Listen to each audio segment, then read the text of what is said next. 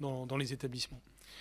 Par rapport aux questions de la députée Frédérique Dumas, je voudrais évidemment d'abord dire que le livre auquel vous faites référence, en effet, pointe un problème bien réel, que donc l'approche que je fais mienne, c'est celle de regarder les problèmes en face, de ne pas les mettre sous le tapis. Cela signifie qu'il faut d'abord avoir un diagnostic clair. Et donc ce diagnostic, c'est qu'aujourd'hui, en effet, il y a dans un certain nombre d'établissements, et tout particulièrement des collèges en France, des atteintes au principe de laïcité. Ça peut être dans le champ éducatif, ça peut être même dans le champ pédagogique. C'est par exemple un professeur de sciences des vies et de la Terre qui voit une partie de ses élèves contester que la Terre tourne autour du Soleil.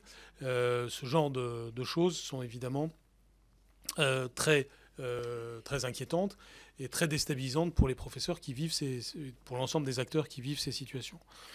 Donc l'approche, elle est très claire. Elle est que la République ne doit pas être sur la défensive par rapport à ces questions de remise en cause de la laïcité, et de façon plus générale par tous les phénomènes que l'on peut ranger sous l'appellation post-vérité, et qui dépassent donc la question du fondamentalisme islamiste pour recouvrir l'ensemble de ces atteintes à la raison, d'une certaine façon, qui se font jour dans notre système scolaire.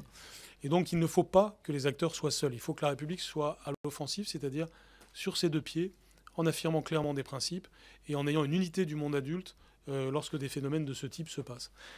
Concrètement, ça signifie qu'un professeur qui se trouve dans cette situation ne doit pas être seul, mais doit pouvoir faire appel à son chef d'établissement, lui-même comptant sur l'ensemble de l'équipe éducative.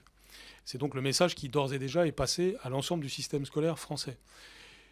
Si cela ne suffit pas, parce que ça peut ne pas suffire, et on le voit dans ce livre, c'est l'ensemble de l'institution, et donc le rectorat, et s'il le faut, le ministère, qui doit être derrière l'établissement, par les mesures pédagogiques et éducatives, éventuellement d'ordre public, nécessaires pour ce faire.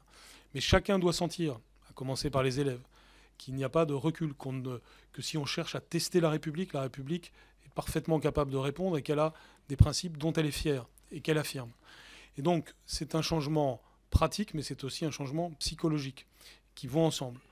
C'est le sens de cette unité laïcité à laquelle vous avez fait référence et dont j'ai en effet parlé dans cet entretien et que nous sommes en train de préparer et qui doit être effective dans le courant du mois d'octobre. C'est-à-dire une unité au ministère, d'abord ayant une clarté juridique par rapport aux différents phénomènes qui doivent se passer, donc de façon à avoir une activité de conseil vis-à-vis des acteurs, mais aussi une capacité de diagnostic de ce qui se passe et une capacité d'intervention au cas par cas pour aider chaque établissement dans cette situation. Mais je crois beaucoup au cercle vertueux.